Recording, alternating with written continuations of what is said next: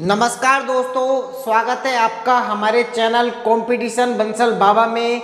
आज का matter court की एग्ज़ाम से बहुत महत्वपूर्ण है, तो चलिए स्टार्ट करते हैं। कोर्ट एग्ज़ाम जैसा डिक्टेशन स्टार्ट होगा 5 सेकंड बाद।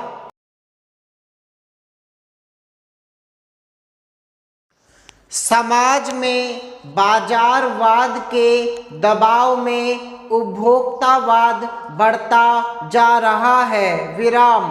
उपभोक्तावादी जीवन शैली में आप अपने घर को किस तरह सजाते हैं, किस तरह के कपड़े पहनते हैं, किस तरह के मनोरंजन को पसंद करते हैं, शादी आदि समारोह किस तरह आयोजित करते हैं, वस्तु का कौन सा मॉडल उपयोग करते हैं, ये सब बातें लोगों की समाज में उनकी परिस्थिति और प्रतिष्ठा से जुड़ गई है। विराम। पैरा। कृषि, वानिकी, पशुपालन, मत्स्य पालन, खनन, विनिर्माण, परिवहन और अन्य कई सेवाएं जिनका उद्देश्य लाभ प्राप्त करना होता है, आर्थिक क्रियाएं कहलाती हैं। विराम। आखेट, भोजन संग्रहण, पशुपालन, मछली पकड़ना, कृषि, खनन आदि को प्राथमिक व्यवसाय कहा जाता है। विराम। उद्योग को द्वितीयक तथा पर्यटन, व्यापार एवं संचार आदि को तृतीयक व्यवसाय कहा जाता है। विराम। कच्चे माल की सहायता से हमारे लिए उपयोगी वस्तुओं का निर्माण करने वाली इकाई को विनिर्माण या उद्योग कहा जाता है। विराम। इस प्रक्रिया में कच्चे माल की उपयोगिता एवं कीमत दोनों में वृद्धि होती है। विराम।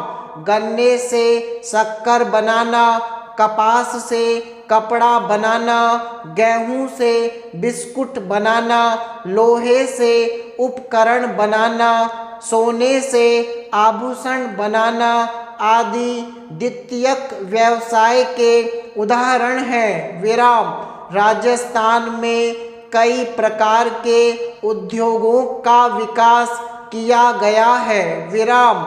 यहाँ विभिन्न प्रकार के वस्त्र निर्माण, कुटीर एवं घरेलू उद्योग बहुत पुराने हैं। विराम। यही लघु एवं कुटीर उद्योग अब धीरे धीरे बड़े उद्योग बन गए हैं, जिनका राजस्थान की अर्थव्यवस्था में महत्वपूर्ण योगदान है। विराम। पैरा।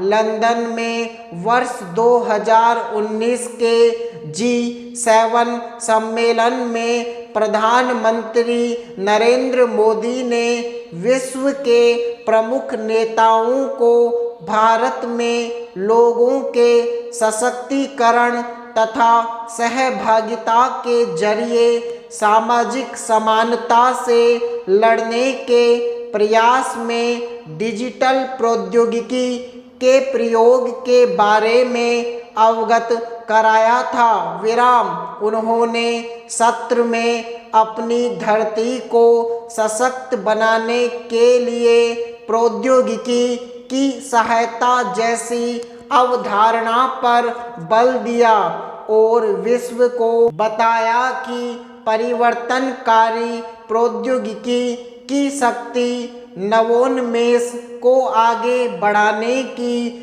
जरूरत तथा प्रौद्योगिकी का उपयोग कर भारत जैसे डिजिटल भुगतान जैसे प्रयासों को सफल बना सकता है। विराम।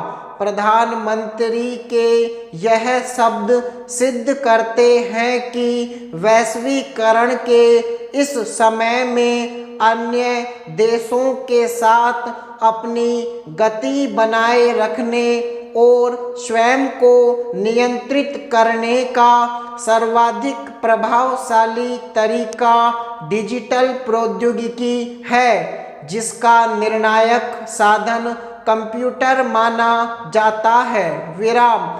आज का समय कंप्यूटर आधारित दो वर्गों में विभाजित हो चुका है। एक वर्ग जो इस साधन का उपयोग करता है और दूसरे वर्ग की अनभिज्ञता उसे प्रतिदिन पीछे की ओर धकेल रही है। विराम।